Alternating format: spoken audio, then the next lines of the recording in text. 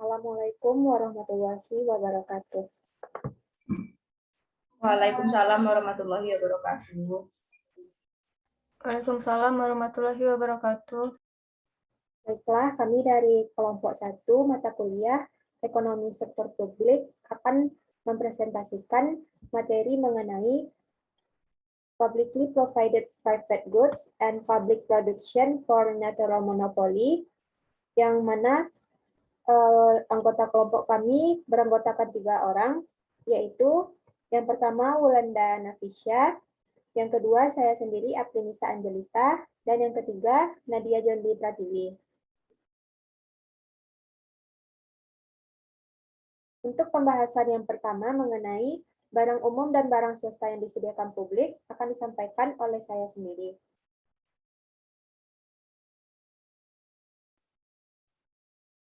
Public goods. Public goods ini merupakan barang publik.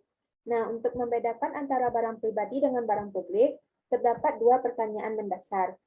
Yang pertama, rival consumption atau konsumsi saingan, yaitu suatu barang yang apabila telah digunakan oleh satu individu, tidak dapat digunakan oleh individu lain. Yang kedua, non-rival consumption atau konsumsi non-saingan, yaitu konsumsi yang dilakukan oleh satu individu tidak mengurangi konsumsi orang lain. Contohnya pertahanan nasional. Barang swasta memiliki sifat konsumsi saingan dan eksklusivilitas. Sementara itu barang publik kebalikannya, yaitu memiliki sifat konsumsi non-saingan dan non-eksklusivilitas. Barang yang tidak ada persaingan untuk mendapatkannya dan yang tidak mungkin dikecualikan adalah barang publik murni.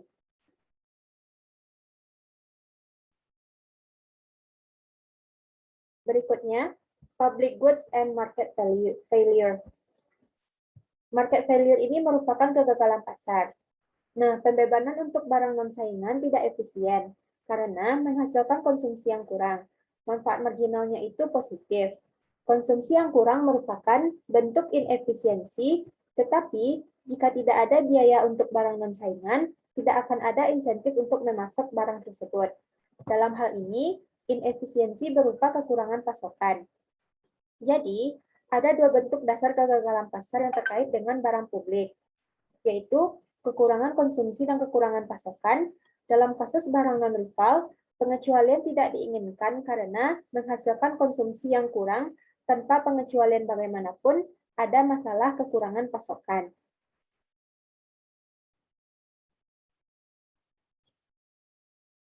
Selanjutnya, paying for public goods, yaitu membayar untuk barang publik. Nah, seperti gambar di samping, di dalam gambar 51, ini merupakan contoh dari membayar untuk barang publik. Gambar berikut ini merupakan kurva permintaan jembatan yang menggambarkan jumlah perjalanan yang diambil sebagai fungsi dari biaya tol. Nah, jika penurunan dari hasil tol akan meningkatkan permintaan jembatan. Kapasitas jembatan digambarkan oleh QC dan tidak ada kemacetan dan tidak ada biaya marginal yang terkait dengan penggunaan jembatan. Jadi, selama jembatan tetap beroperasi di bawah kapasitas, konsumsi adalah non-saingan atau non-rival consumption. Konsumsi tambahan oleh satu individu tidak akan mengurangi apa yang akan dinikmati oleh orang lain, karena biaya penggunaan marginal adalah nol. Efisiensi mensyaratkan bahwa harga penggunaan menjadi nol. Namun, jelas pendapatan yang diperoleh dari jembatan itu akan menjadi nol.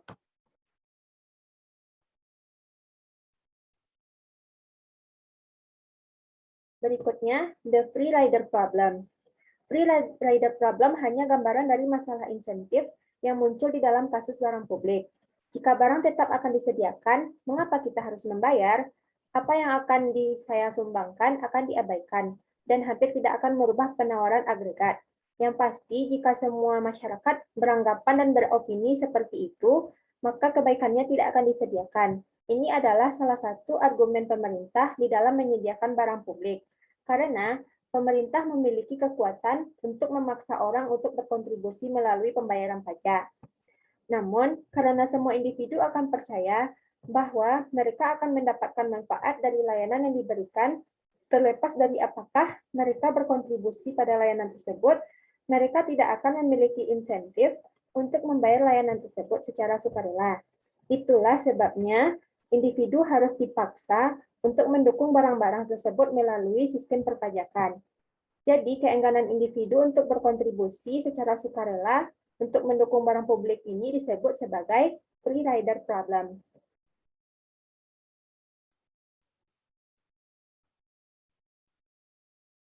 Nah, berikutnya yaitu pure and impure public goods. Barang publik murni merupakan barang publik yang di mana biaya marginal untuk menyediakannya kepada orang tambahan benar-benar nol. Dan untuk itu tidak mungkin mengecualikan orang untuk menerima barang tersebut.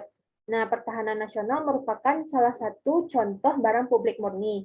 Banyak dari barang publik yang disediakan oleh pemerintah bukanlah barang publik murni di dalam pengertian ini.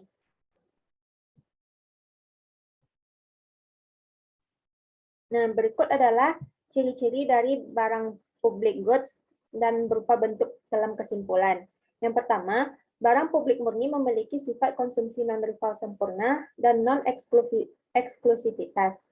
Yang kedua, dengan konsumsi non-rival, tidak diinginkan untuk mengecualikan siapapun dari manfaatnya. Dengan penyediaan swasta, akan terjadi konsumsi dan atau kekurangan pasokan. Yang ketiga, dengan non-eksklusivitas, tidak mungkin untuk mengecualikan siapapun dari manfaat barang. Akan ada free rider problem. Barang-barang seperti itu biasanya tidak dapat disediakan oleh pasar. Dan ketika disediakan secara pribadi, mereka akan kekurangan pasokan. Selanjutnya adalah biaya pengecualian. Tentu saja ada biaya yang terkait dengan pengecualian untuk barang-barang pribadi serta barang-barang publik. Nah, para ekonom menyebutnya sebagai biaya transaksi. Meskipun biaya pengecualian relatif kecil untuk sebagian besar barang pribadi, biaya tersebut mungkin akan besar atau prohibitif untuk beberapa barang yang disediakan untuk umum.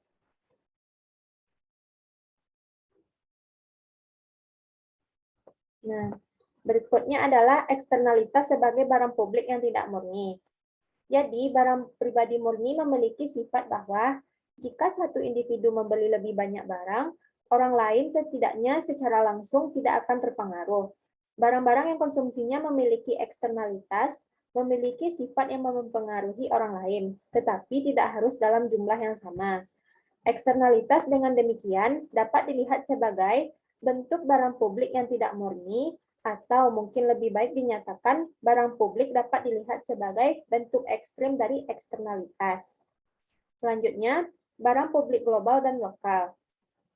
Setiap kali ada barang publik, pasti ada kebutuhan untuk aksi kolektif, yaitu untuk individu dan perusahaan yang bertindak secara pribadi akan mengakibatkan kekurangan pasokan barang publik. Di dalam suatu negara, pemerintah nasional menyediakan barang publik nasional, dan tentu saja di tingkat lokal, pemerintah daerah menyediakan barang untuk publik lokal. Namun, tidak ada pemerintah global yang menyediakan barang publik global. Secara khusus, tidak ada pajak yang dipungut secara global untuk membiayai barang publik global. Tempat untuk pengambilan keputusan sebagian besar tetap berada di dalam negara dan bangsa. Baiklah, untuk pembahasan selanjutnya mengenai barang swasta yang disediakan publik akan disampaikan oleh rekan saya, yaitu Wulanda Nafisya. Kepada Wulanda Nafisya, disilakan.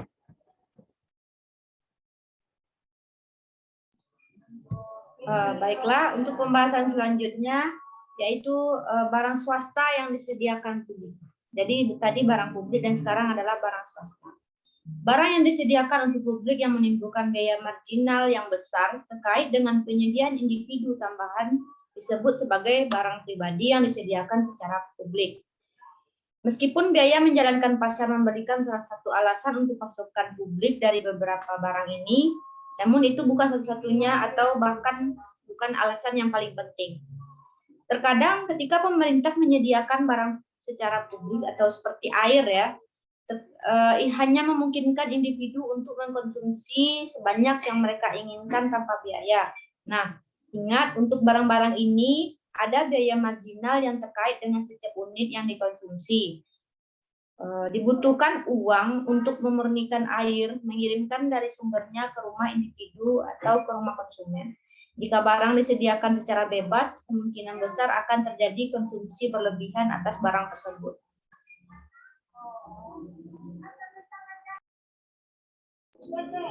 Selanjutnya, distorsi terkait dengan penyediaan barang gratis. Nah, ada dua kurva di sini, yaitu untuk beberapa barang seperti air atau memasok barang secara bebas daripada dengan biaya marginal menghasilkan konsumsi tambahan yang relatif. Nah, kurva yang ini, yang sebelah kanan, untuk barang lain seperti layanan medis tertentu memasok baik secara bebas daripada dengan biaya marginal menghasilkan konsumsi berlebihan yang ekstensif konsumsi berlebih. Jadi QM ini, di mana harga sama dengan 0 dan biaya peningkatan produksi dari QE ke QM menjadi adalah luas segitiga yang diarsir pada gambar.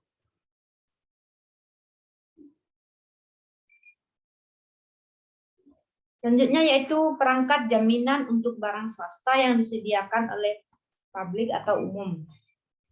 Ketika ada biaya marginal yang terkait dengan setiap individu yang menggunakan barang, jika biaya menjalankan sistem harga sangat tinggi, mungkin lebih efisien hanya menyediakan barang publik dan membiayai barang melalui perpajakan umum meskipun menyediakan barang tersebut. Jadi ini adalah kurva untuk perangkat jaminan yang barang swasta yang disediakan oleh publik atau umum.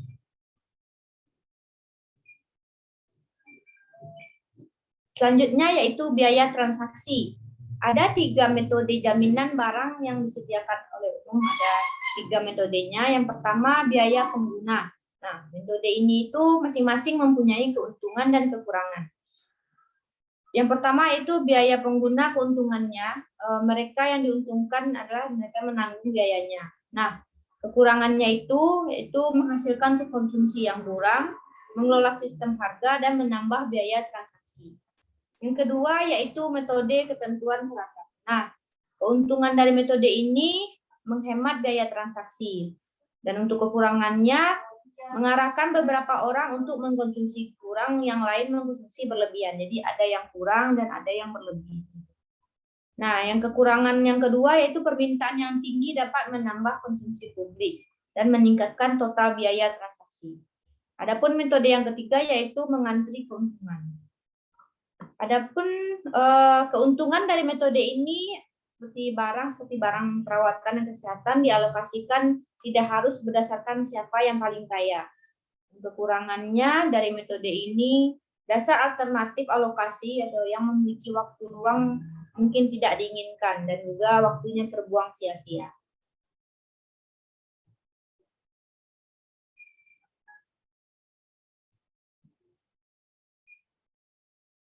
Selanjutnya yaitu kondisi efisiensi untuk barang umum.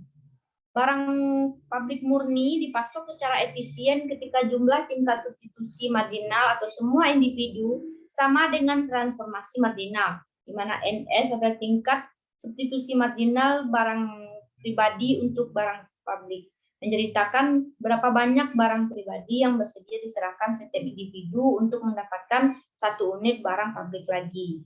Jadi ini kayak pengorbanan jumlah tingkat substitusi marginal, dengan demikian memberitahu kita berapa banyak barang pribadi semua anggota masyarakat bersama-sama bersedia menyerahkan untuk mendapatkan 1 unit barang publik lagi yang akan dikonsumsi bersama oleh semua. Nah, jadi kurva permintaan untuk barang publik ini ada 2 ya, kurva A dan kurva B. Penjelasan dari kurva ini yaitu tingkat pengeluaran individu yang paling disukai adalah titik singgung antara kurva indiferen dan batasan anggarannya. Untuk kurva yang kedua atau kurva B, ketika harga pajak menurun, tingkat pengeluaran publik yang paling disukai adalah individu meningkat.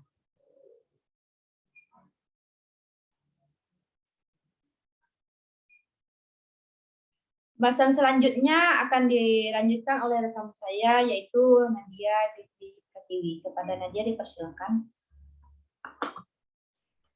Baik, selanjutnya yaitu kurva permintaan kolektif barang publik.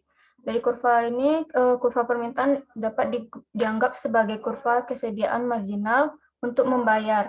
Artinya pada setiap tingkat output barang publik dikatakan berapa banyak individu akan bersedia membayar untuk 1 unit tambahan barang publik. Jadi jumlah vertikal dari kurva permintaan hanyalah jumlah dari kesediaan marginal untuk membayar. yaitu jumlah total yang semua individu bersama-sama bersedia membayar untuk 1 unit tambahan barang publik.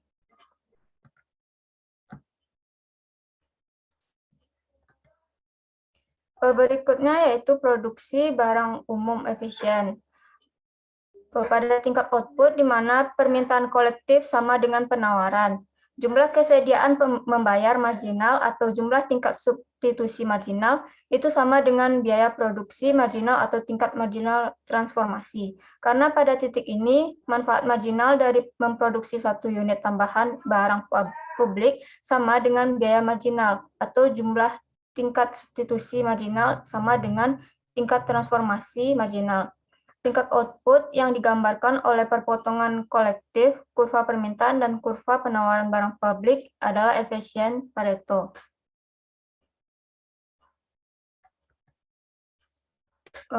Di sini yaitu efisiensi Pareto dan distribusi pendapatan. Fakta bahwa tingkat efisiensi barang publik secara umum itu tergantung pada distribusi pendapatan, memiliki satu implikasi penting. Pertimbangan efisiensi dalam penyediaan barang publik tidak dapat dipisahkan dari pertimbangan distribusi.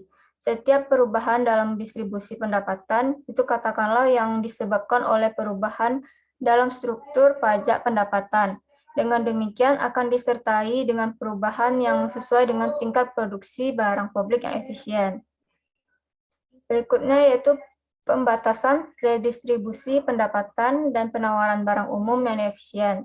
Fakta bahwa mendistribusikan kembali sumber daya melalui sistem pajak dan kesejahteraan itu mahal, menyiratkan bahwa pemerintah mungkin mencari cara alternatif untuk mencapai tujuan redistribusinya, yaitu salah satu caranya dengan memasukkan pertimbangan redistributif ke dalam evaluasinya terhadap proyek-proyek publik.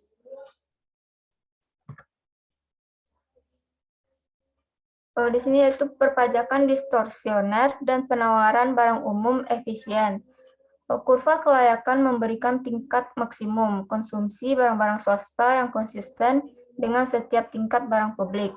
Untuk sistem pajak yang kita berikan, sistem pajak itu menimbulkan inefisiensi, sehingga kurva kelayakan ini terletak di dalam jadwal kemungkinan produksi.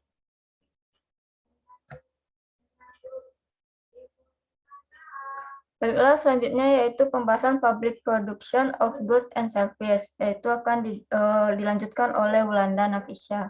Kepada Wulanda dipersilahkan. Baiklah, terima kasih saya ucapkan kepada Jo. Adapun pembahasan kita yang selanjutnya yaitu public production of goods and service.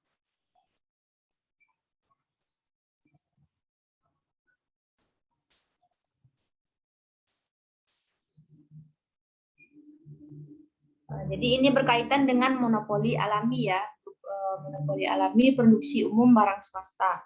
Jadi kegagalan pasar terpenting yang menyebabkan produksi publik atas barang-barang swasta muncul ketika pasar tidak kompetitif. Jadi tidak ada kompetisi di dalam pasarnya. Alasan umum mengapa pasar mungkin tidak kompetitif adalah karena adanya skala hasil yang meningkat, yaitu biaya rata-rata produksi menurun seiring dengan meningkatnya tingkat produksi. Nah, kurva biaya rata-rata dan kurva permintaan untuk monopoli alami bisa kita lihat pada kurva yang ada di gambar dari screen. Nah, titik laba 0 merupakan titik di mana monopoli alami dapat beroperasi dengan asumsi bahwa ada persaingan potensial yang bersifat efektif.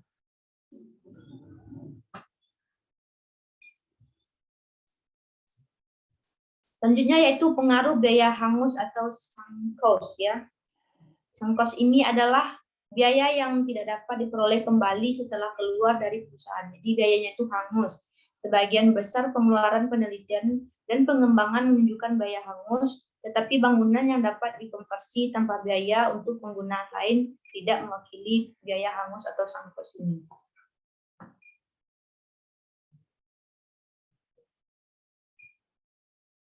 Selanjutnya yaitu monopoli alami multiproduk.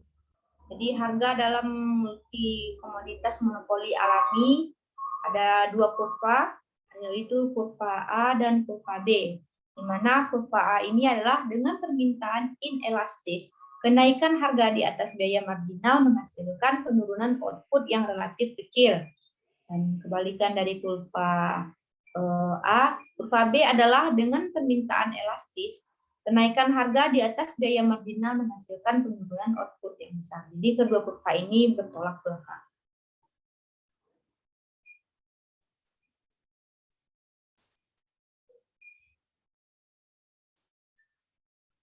Selanjutnya yaitu tanpa intervensi pemerintah, yaitu monopoli efisien satu-satunya masalah dengan mereka membebankan harga yang terlalu tinggi.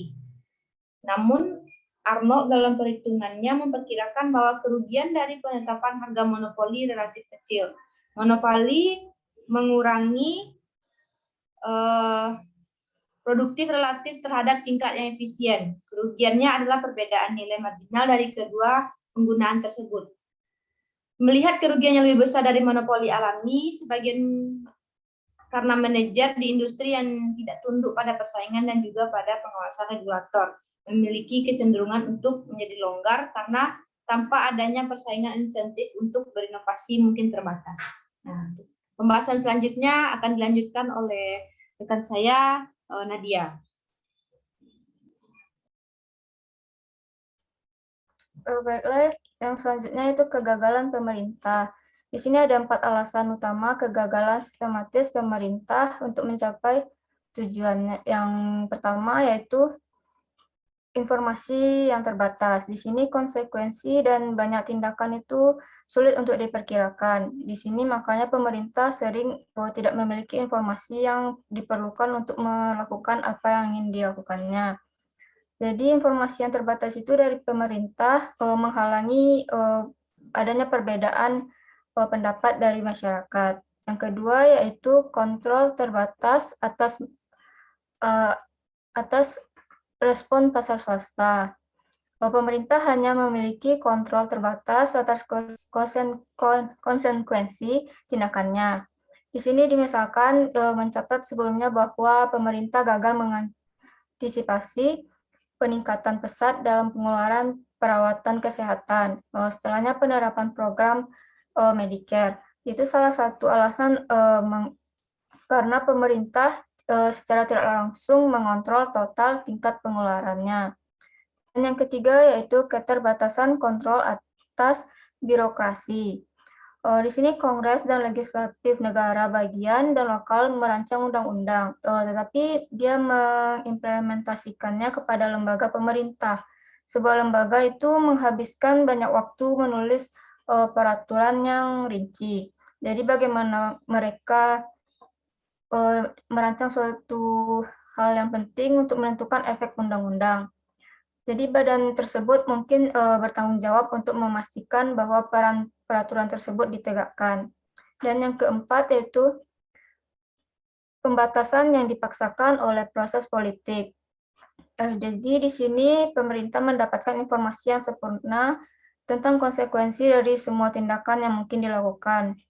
Jadi para pemilih sering memiliki kecenderungan untuk mencari solusi sederhana untuk masalah yang kompleks. Pemahaman mereka itu tentang faktor-faktor penentu kemiskinan yang kompleks, misalnya yang mungkin terbatas.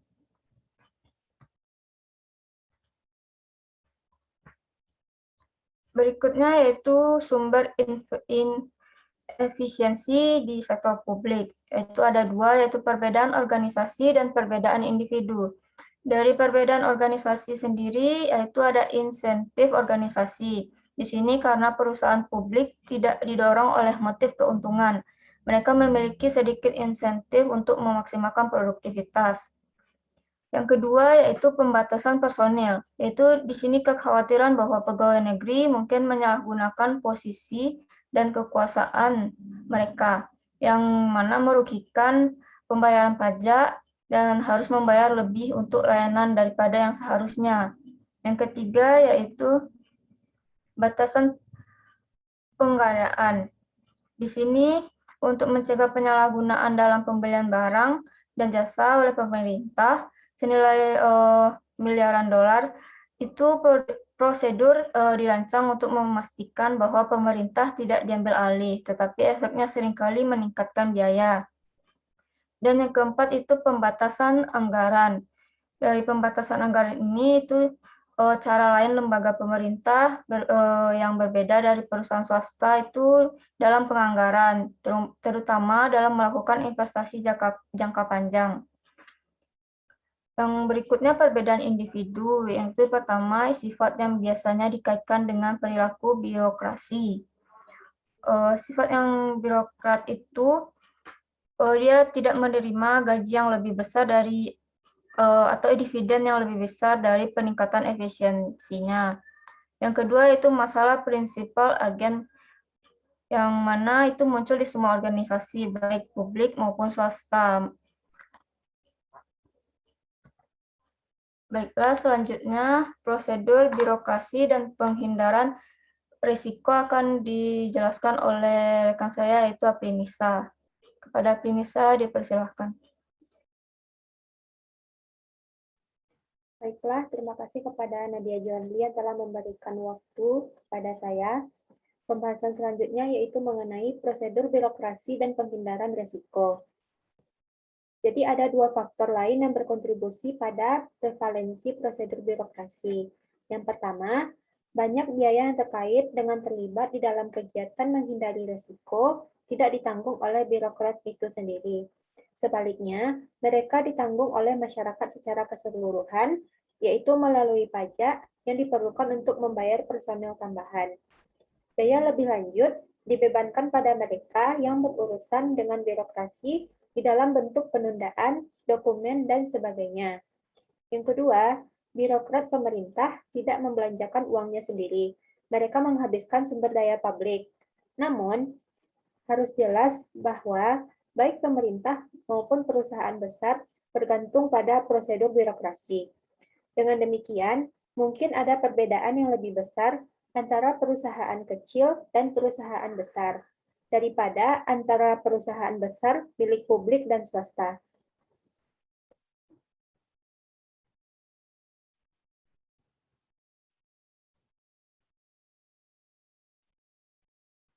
Berikutnya adalah korporasi. Nah, biasanya sebelum sebuah perusahaan pemerintah diprivatisasi, ia melewati tahap menengah, yaitu korporatisasi. Hal ini seringkali mengharuskan perusahaan mengeluarkan anggaran untuk meningkatkan transparansi dan akuntabilitas. Daripada mencampurkan pendapatan dan pengeluaran dengan keuangan Departemen Umum, perusahaan menghasilkan laporan keuangannya sendiri untuk lebih mencerminkan posisi keuangan yang sebenarnya. Subsidi untuk perusahaan pemerintah yang merugi juga menjadi lebih transparan, karena merupakan pengeluaran on budget yang eksplisit.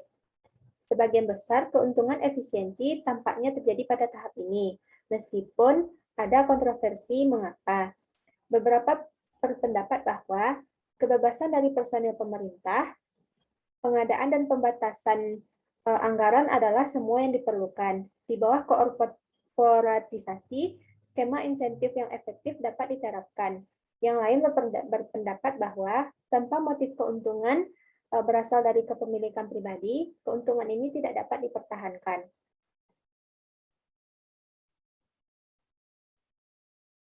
Dan selanjutnya yaitu bentuk organisasi alternatif, yaitu yang pertama kriteria privatisasi, yaitu sumber pendapatan berkaitan dengan fungsinya, kemungkinan untuk menangani eksternalitas dan lainnya, masalah kepentingan umum seperti keamanan dan penyalahgunaan kekuasaan monopoli dengan cara yang memuaskan seperti melalui peraturan. Yang kedua, kriteria organisasi berbasis kinerja, yaitu kemungkinan untuk mengukur kinerja, kegunaannya. Yang kedua, kemungkinan untuk menangani isu-isu kepentingan publik di cara yang memuaskan.